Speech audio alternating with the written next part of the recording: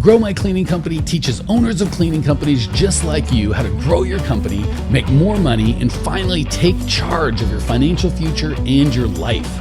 This podcast is about automating and creating systems that give you time and money freedom so you can grow like crazy without losing control. Since this is totally free, if you're getting tons of value, want to support us, and make sure that you get more of the good stuff, subscribe, rate, and review to this podcast today. Now, on to the show. Hey, Cleaning Nation. So excited to have you.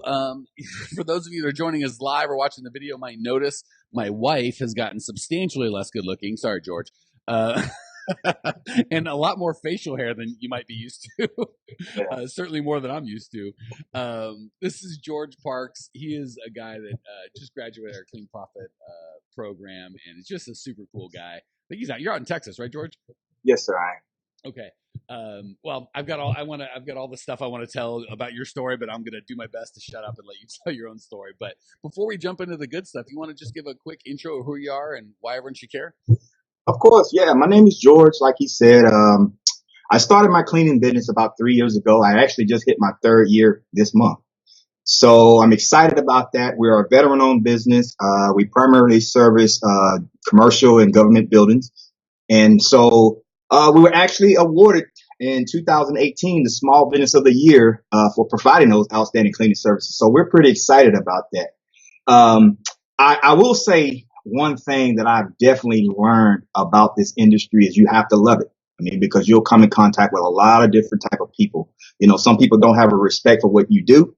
And, you know, some people think we're a maid service. So, you know, I have to tell people all the time, there's a difference between janitorial and maid services. So, yeah, that's been some of the biggest things that I will say. But I love it. I love doing this. And I tell you, you know, I want to one day walk in your shoes and be able to say, hey, I sold my business for 7 figures. Yeah, so. it's I won't lie to you, it's a good day. And I'll tell you, the best part of it is really not that I didn't enjoy the business I did, but I finally feel like I'm doing what God put me on this earth to do with helping owners of cleaning companies. So the difference, be able to do what you love because you love it and still get paid versus, hey, I got to do this to pay bills is pretty significant. And that's weird. George and I were talking offline. I'm like, that's what I do, man. It's really, you know, certainly we get paid, but it's we have so much fun. So Jason Johnson in the house. George, I don't know if you ever met Jason or in the program with him, but I haven't. Here's a quickie. If I'm George Parks, I reach out to Jason Johnson just to say, hey, just saying, you do you. But he's making it. I love it. Link up with me, Jason, please. Oh my God, he's one of our Millionaire Mastermind owners. He's out in Alaska, and oh my gosh. When he lacks in good looks, which is a lot. I mean, he's just terrible to look at. I mean, really a train wreck, Jason. He makes up for in now I bust his chops because he's my favorite. But he and his wife Kim make up for in just business savvy and being all around awesome people. All right, George is like, I thought you were interviewing me. How did this take a turn for Jason Johnson? I'm here, man. Talk to me, Mike. All right, Jason, it's enough. No more abuse for you, and no more singing your praises till next time. We're focusing on George, for crying out loud. All right, so gosh, I vividly remember when we did our breakthrough call and getting to talk to you, and I'm like dying to share your story with everyone. I'm going to shut up. Tell me what wasn't working. When you came to me, what were you struggling with? What was your life like? Talk to me. I will tell you, Mike, I was on my last, I was done. I was exhausted because I had been in business for quite some time. And some of the biggest challenges that I was experiencing was that, you know, you look to grow in the business, and oftentimes you just accept anything. And so I was dealing with clients that didn't pay me on time. I was dealing with the frustration of dealing with employees who didn't come to work. And, you know, I'm trying to grow the business. I'm spending 60 hours a week, you know, working in the business. I want to spend more time with the family, you know, and I felt like I was doing good because I had clients, you know, I had employees, but trust me, it was a headache. It was frustrating.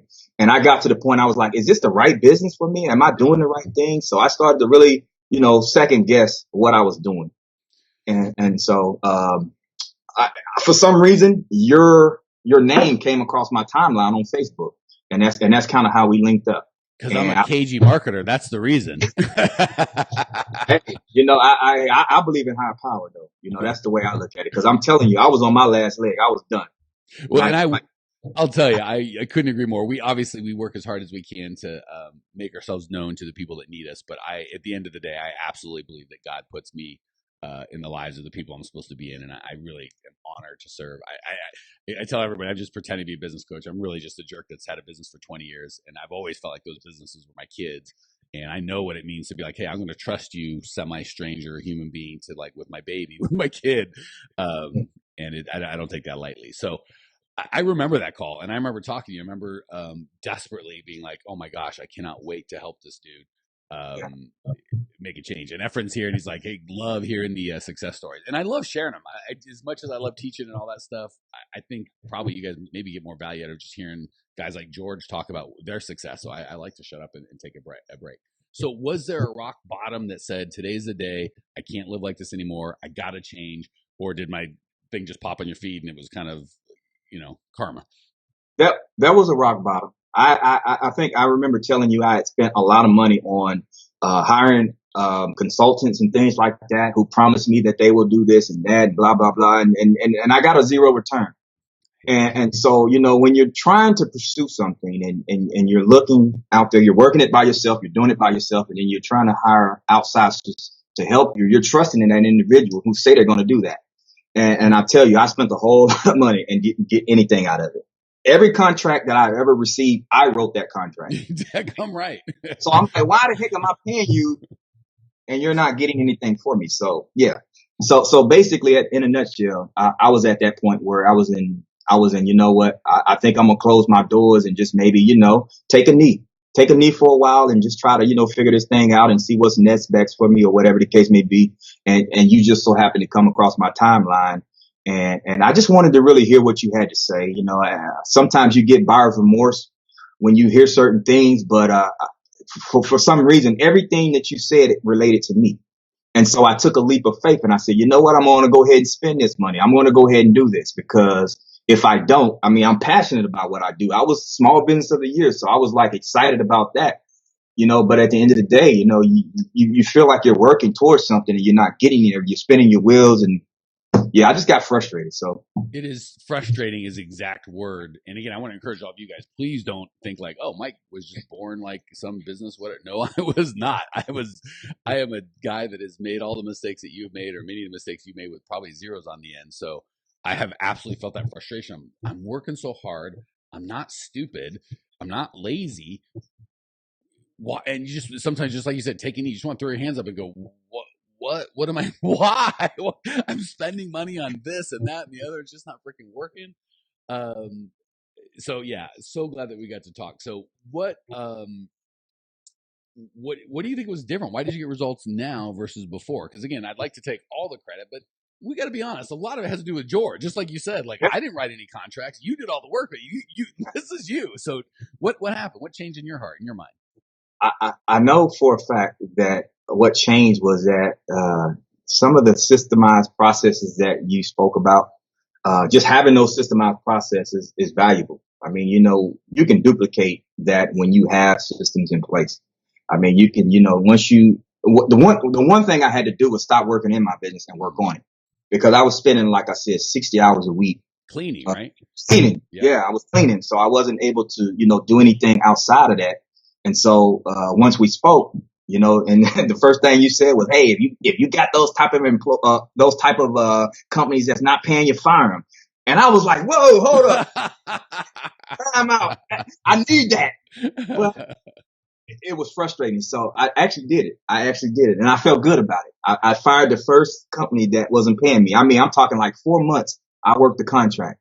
And I'm not going to say the name of the agency, but it was a state agency. I'm not going to do it, but it was a state agency and I wasn't getting paid. And so I said, you know what? I wrote them a letter that, hey, I can't do this anymore.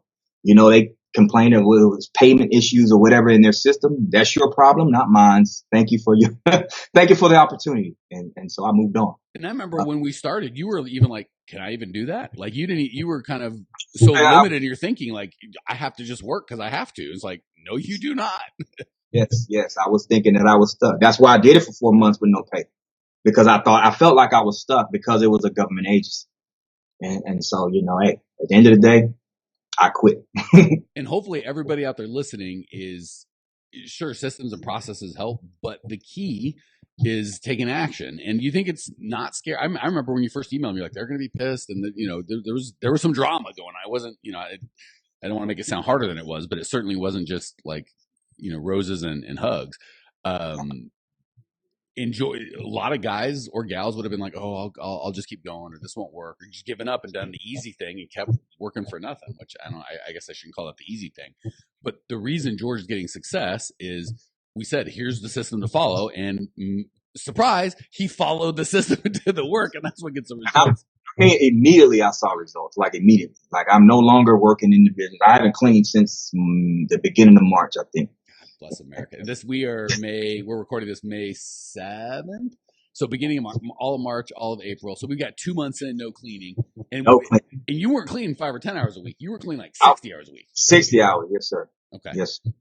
God bless. It's a good thing you're over there. I got a big man hug for you, man. That makes my whole freaking week. That is why we do what we do. And again, all the credit goes to George. I'm super glad we found him, or he found us, and we were able to help him. But I can't say enough. The best systems in the world are absolutely worthless until you pick them up and do something, right? I might have the keys to the kingdom, but until I unlock the door, totally worthless. So it sounds like the biggest, first, scariest thing I asked you to do is stop working for free, which doesn't sound like it should be scary, but when you're working with the government, it can be scary. It's been 4 months, and you don't know if they're going to pay you and all that stuff. What was the next kind of biggest thing that you did that got you the most results, so we can maybe give some value to people out listening? The next big thing I did was I got rid of some of the people that I started, like I said, I started implementing those processes when we talked about the core values and things like that. And I started implementing those into my system. And then I said, okay, well, do I have employees that don't meet that? Yeah, I got some people that's ghost employees that don't show up on time. So I got rid of a lot of people. George had a handful of customers that weren't paying. Those are called strangers, or I don't know whether slave drivers, whatever. They're people that we're working for. And then employees that weren't working, also called strangers. Like they're missing the key component of being customers, giving you money, and employees doing the work. Yes, sir. All right. Well, what advice would you give? We got a lot of people out there listening. And I hate to say, but there are people that are probably in the same situation you were, where they were cleaning too much. They were stuck. They're like, I can't stop cleaning. I can't grow while I'm cleaning. Maybe I don't have any money. Like all the problems that you're talking about. I promise there's people out there. What encouragement can you give them, or what would you say to help? And again, I remember you were like, I'm done emotionally, mentally, and now you made me so happy before we went on air. You're like, hey man, I'm back in love with my business again. I promise you, there's guys and gals that desperately need a word from you, man. You talk, we'll listen. Yes, I think that honestly, I had to go back to why I was doing it. I mean, truthfully, I had to go back to that reason why I'm doing what I'm doing. So my why was because I want to leave a legacy for my kids. And so, either I stick with it, fight it, get through it, push through it, or I give it up. And so I just needed to fight this and do this for my kids. So, honestly, you just have to go back to your why, or why you're doing it. We'll have to, if you send us a couple pictures of you and your kids together, when we put this on the Grow My Cleaning Company website, we'll put the picture up so everyone that wants to see that can go see it. And just let go ahead. Remember, Mike, I told you initially that I never got a chance to spend time with my kids, and that affected me because like I'm doing 7 days a week. So now every Sunday or every weekend, I'm spending more time with my family. So that means so much to me. And I feel almost like when I first started my business, I feel like that's how I feel now. So I'm full of life right now. Well, and that's huge, because I tell people all the time, it's a lot of fun to help successful people be more successful, right? A guy making $100,000 a year going to make $200,000 a year. That's fun. Like, that's great.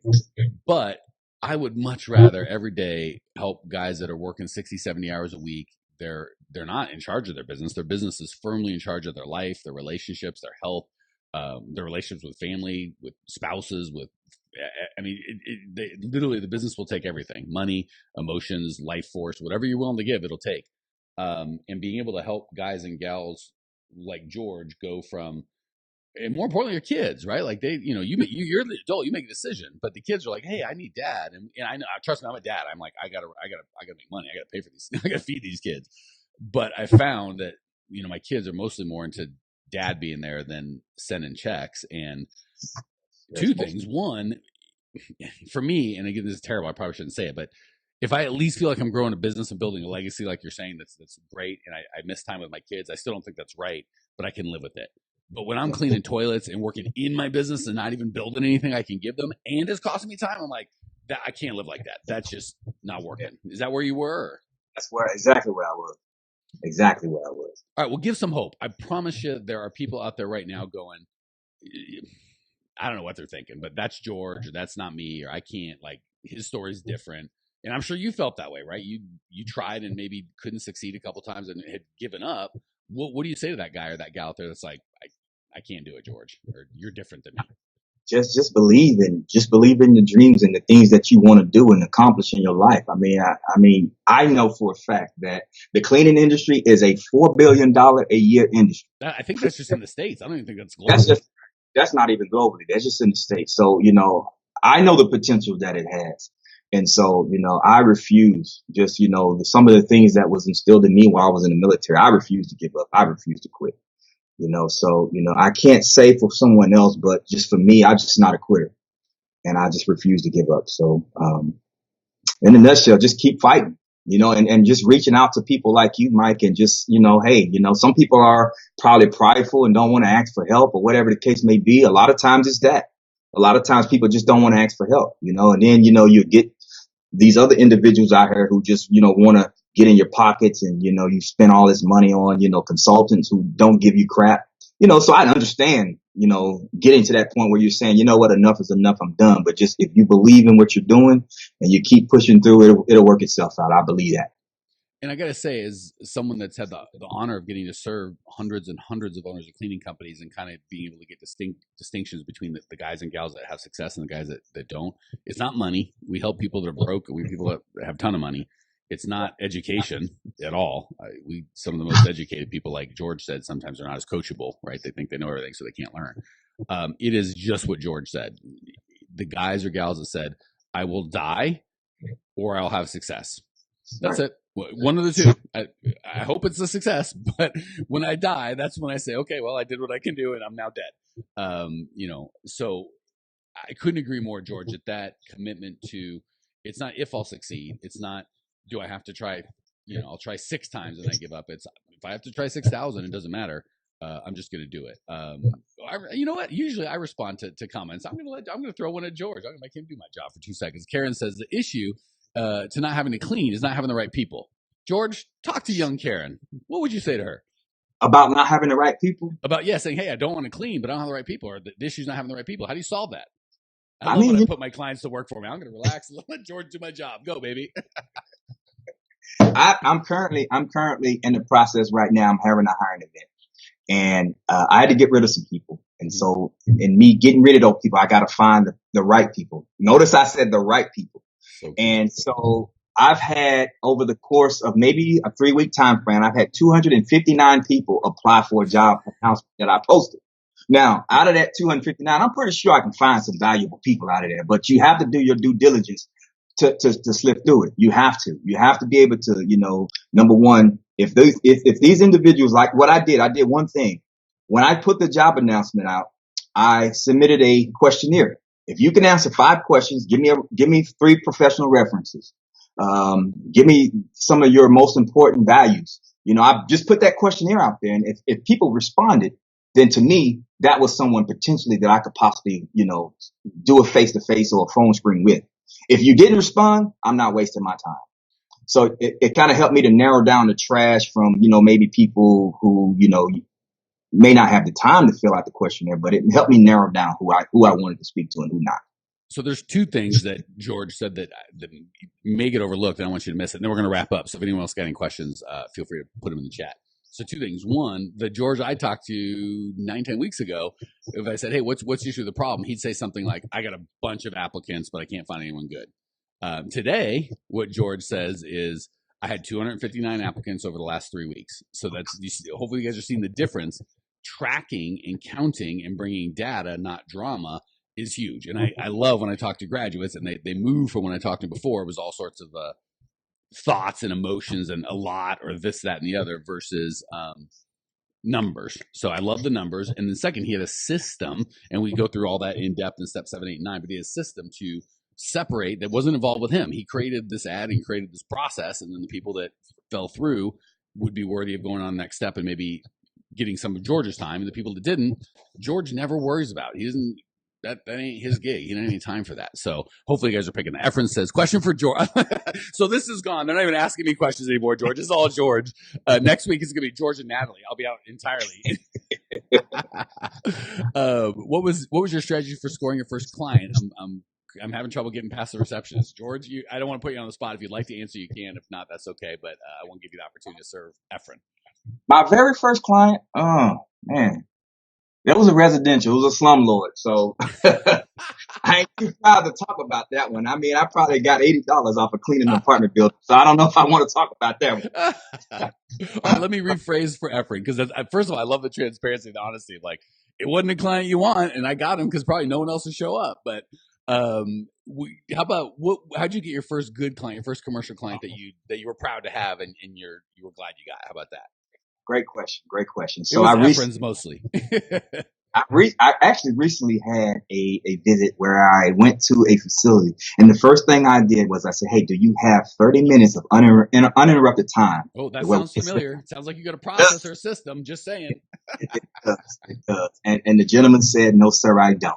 So you know what I did? I got up and I left. And so, at the end of the day, you have to pick clients who you feel will benefit you.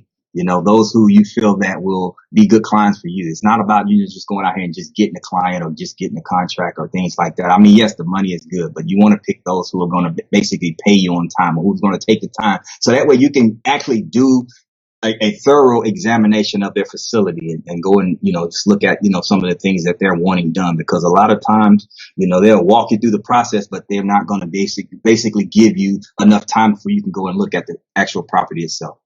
Couldn't agree more. And I love that. And that is what comes with the confidence to kind of have a system to attract clients and employees that you trust. A lot more confidence when it's the wrong guy or gal to go, okay, well, then this ain't a fit. And I love, he's like, hey, I went and said, you have 20 or 30 minutes of uninterrupted time to really focus on solving this problem. And the guy's like, no. And then, George's like, well, then I can't be more committed to helping you than you are to getting your own help. Like, where do we go from here? So I love that. And that confidence comes from the system. So, all right, everybody out there that would like more resources, more help, you found yourself resonating with anything that George said, if you go to growmycleaningcompany.com, we have literally well over 400 podcasts and blogs and conversations with people like George, YouTube videos, all that stuff at growmycleaningcompany.com. If you would like our help, the place I would start is there's an absolute free masterclass video that is going to go over the 5 shifts that you need to make to transform your business and start putting into place some of the things that George has talked about. It's growmycleaningcompany.com. There's absolutely a free webinar masterclass that's going to give tons of value. Hey, Zachary from Southern Nevada Cleaning. Glad to have you. Efren, you're so welcome. Glad we could bring you value. So again, growmycleaningcompany.com. Start with a masterclass. At the end of that, there'll be another complimentary offer for those of you like, I just need more help. So that's where you go to start. And I say that because people always text and email one by one. What do I do? How do I go next? And I have to send out 100 emails. So everybody listen, just go to growmycleaningcompany.com. Start with the masterclass right there. It's totally free. As much value as I could pack into under an hour. I forget how long it is. That's what I got. George, we're going to let you sign off, brother. Any comments to close and any last bits of value to give to Cleaning Nation? Yes. Keep going. Continuous growth. Done and done. See you guys next week. Thanks for tuning in to today's show. If you're fired up, ready to grow, and want to see if you have what it takes to work with us at Grow My Cleaning Company, here's what I want you to do right now. Go to growmycleaningcompany.com/talk. That's growmycleaningcompany.com/talk to book an appointment to speak with me personally. I'm going to jump on the phone with you to get you crystal clear on where you are now, where you want to be, and how to get you there. Don't walk around in the dark any longer. If you are serious about growing your cleaning company, it's time to finally get the systems in place that you need to grow. We've helped hundreds of owners of cleaning companies not only grow their business and their personal freedom, but give back to their community as well. If that's what you're looking for, head over to growmycleaningcompany.com/talk and book a time to talk with me personally. I can't wait to get to know you and your business.